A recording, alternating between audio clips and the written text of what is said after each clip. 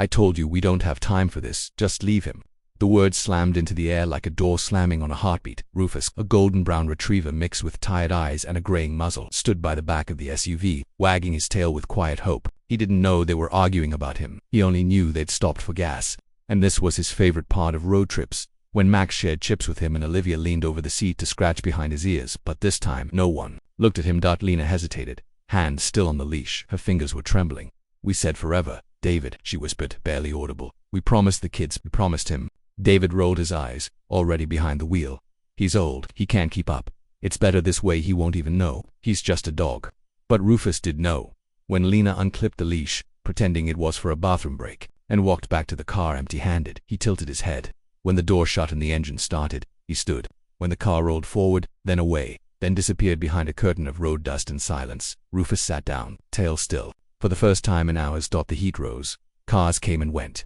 The family laughed near the vending machine. Someone slammed a car hood and cursed the engine, but Rufus didn't move. He stared at the road where the car had vanished, eyes searching the horizon like it was a mistake. Like maybe this was a game. Maybe Olivia would come sprinting back, calling his name. Maybe they'd realize they forgot someone important. But they didn't. He waited for 5 hours, never laying down, never turning away. The gas station clerk, a quiet woman in her 60s named Miriam, noticed him around sunset. She brought him water and leftover meatloaf wrapped in tinfoil. Poor baby, she said softly, kneeling. You look like you still believe they're coming back. Rufus didn't eat. He stood through the night, through the wind and cold and passing headlights, until his legs gave out. Only then did he curl up beside the pump, tucking his nose under his paw, not because he was giving up but because sleep was the only thing left that didn't hurt the next morning. Miriam called the local shelter. They were full, so was the next one, and the next, she sighed, her voice breaking when she bent down again. They left you, didn't they? Left you like yesterday's trash. She took a picture of him, muddy, thin, noble, and posted it online. This dog's been sitting here for 2 days straight. Won't let anyone near, won't eat, won't leave. I think he's waiting for someone who doesn't deserve him. The post spread, but Rufus didn't know he was becoming a story. He didn't know people were crying over his photo, offering him a home, writing captions like, even after betrayal, he waits. He only knew one thing. He wasn't done yet. Just before sunrise on the 3rd day, Rufus stood again, stiff, sore, determined. He sniffed the wind, picked up the faintest trace of their scent, the kids, the car, the family he still believed was his. And he began to walk, not for food, not for shelter, but for the only thing he'd ever known, love, even if it had left him behind. Rufus didn't look back, not once. The world behind him had vanished like smoke, and what lay ahead was all he had. Miles of hot pavement, broken fences, and strangers' voices he didn't trust. His steps were uneven, his paws raw, but he kept going, drawn forward by something no leash had ever taught him, hope. He didn't know where they had gone, not exactly, but scents lingered longer than memories, and Rufus knew the smell of that car, the faint lemon-scented wipes Lena always used on the dashboard, the trail mix Max liked, Olivia's bubblegum perfume. That combination clung faintly to the gravel roads, to the bushes brushing his sides as he trudged through unfamiliar terrain. In a town 12 miles from the gas station, a young couple eating outside a taco stand noticed him. He was limping, ribs faintly visible under a coat matted with dust. The man tried to offer water from a paper cup. Rufus paused, looked him straight in the eyes and walked on. Not out of pride, out of purpose.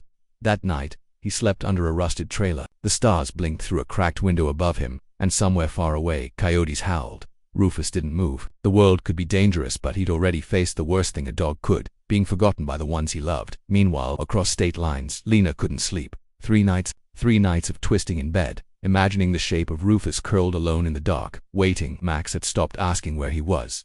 Olivia barely spoke. The silence was heavier than guilt. It was grief, the kind that came too late. She checked her phone obsessively, heart pounding every time a new post showed up, and then she saw it.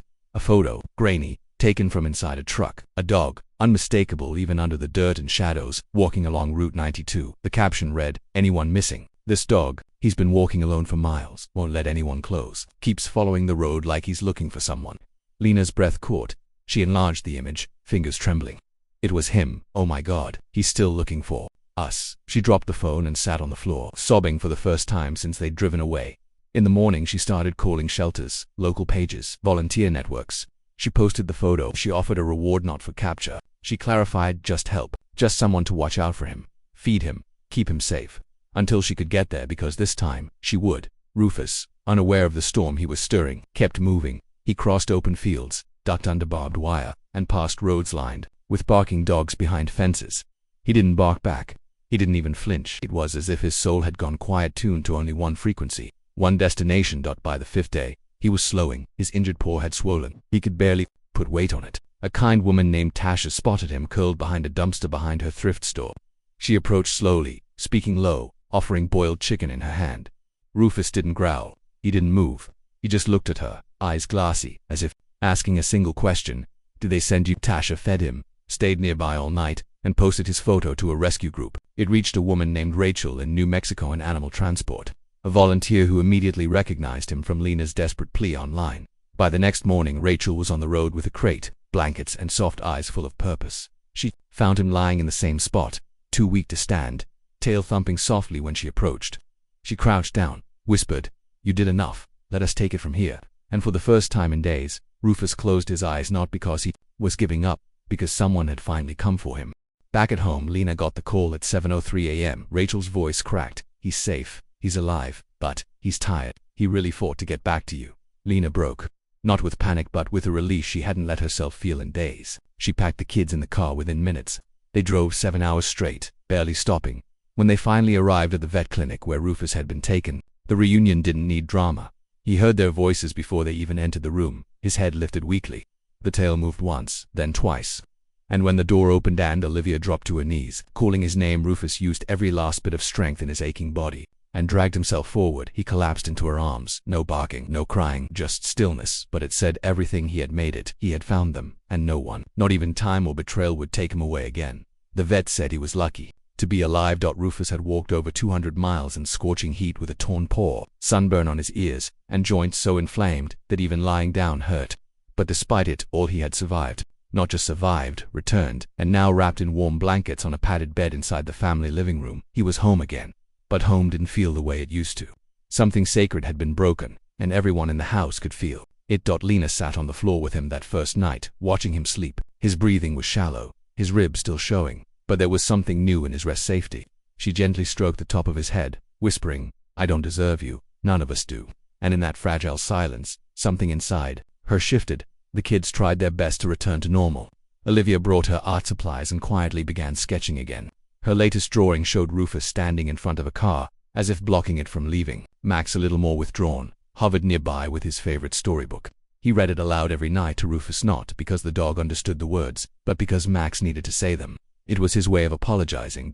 And Rufus, he didn't ask for anything. He never barked, never whined. He just lay there, eyes following them like he was memorizing every moment, maybe out of fear that it would vanish again. But the world outside their walls had changed too.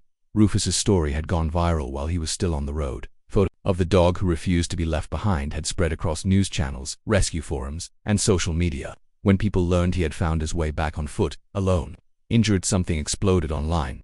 #Rufus the Brave trended for 2 straight days. A school in Oregon created a kindness challenge in his name. Shelters began campaigns using his face to promote senior dog adoption. A news anchor choked up on live TV recounting his journey. But with that attention came questions ones David hadn't prepared for. Someone had leaked the gas station security footage, the SUV driving away, a leash, a dog trying to follow.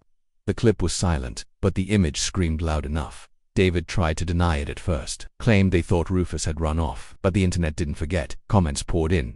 Friends stopped calling. Even his employer issued a public statement saying they did not condone animal abandonment. Meanwhile, Lena issued no statement. She didn't have to. She had made her choice the day she drove across state lines to pick Rufus up from the clinic and promised him out loud, in front of her children, "You are never being left again." But the truth was, healing isn't fast or easy. Even after the attention faded and the camera crew stopped calling, Rufus carried invisible scars. He followed Lena from room to room, refusing to be alone. The sound of car doors shutting made him flinch, and whenever the kids packed bags for school, he'd sit by the door, his eyes wide, as if bracing for another goodbye. Lena knew what that meant. He still didn't believe they'd stay.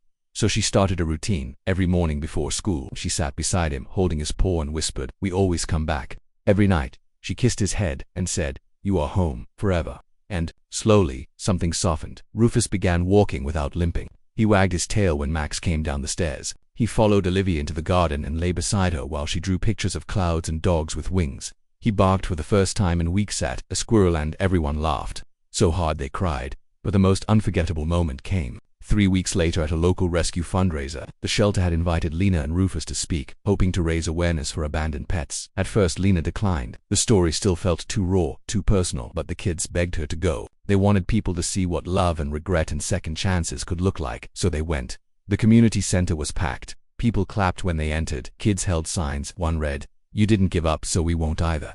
Rufus, despite the crowd, walked calmly on his leash, pausing to greet a few people with a gentle nudge. He didn't know he was famous. He just knew he was safe. Lena stepped up to the microphone with a hand on Rufus's back. She didn't read a speech. She didn't recite statistics. She simply said, "This dog should hate us. We left him. He should have never come back. But he did. Because dogs don't measure love by how they're treated. They measure it by how much they gave. And he gave everything until we finally realized what we almost lost. If you're lucky enough to earn a second chance like that, you don't waste it." The crowd rose to their feet. Rufus didn't understand applause, but he leaned into Lena's side and closed his eyes because for the first time in his life, he didn't have to keep walking. He had made it not to a house, not to a warm bed, but to forgiveness, to family, to forever. Autumn settled gently across the hills, draping the town in amber leaves and crisp air. It had been months since Rufus returned home, but the impact of his journey still lingered like a scent you never quite forget. The house was quieter these days, not from sadness but from healing. A kind of peace had taken root. The kind that only grows when something broken is finally seen and finally loved, without conditions. Rufus was slower now. His legs, though stronger than they'd been when Rachel found him, still trembled after long walks. He couldn't climb stairs like he used to, and Lena had moved a soft bed to the living room so he could sleep closer to the family. He'd often does near the fireplace, his head resting on Olivia's feet while she sketched him yet again, this time as a knight with shining armor, shielding to children from a storm. Max had taken up volunteering at the same shelter that had helped locate Rufus.